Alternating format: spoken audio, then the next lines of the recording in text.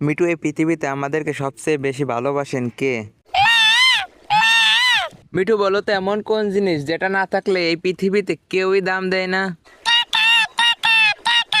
মিঠু, বলো তো এই পৃথিবীতে মানুষ সবচেয়ে বেশি কষ্ট কখন পায়? গাইস, যে এই ভিডিওতে একটা লাইক দিয়ে চ্যানেলটা সাবস্ক্রাইব করে দিবে, দোয়া করি সে যেন তার শখের মানুষকে এবং ভবিষ্যতে অনেক টাকার মালিক হতে পারে। মিঠু, বলো আমিন। বন্ধুরা, কার কার মা বাবা এখনো বেঁচে আছেন তারা কমেন্ট বক্সে জানিয়ে যাও।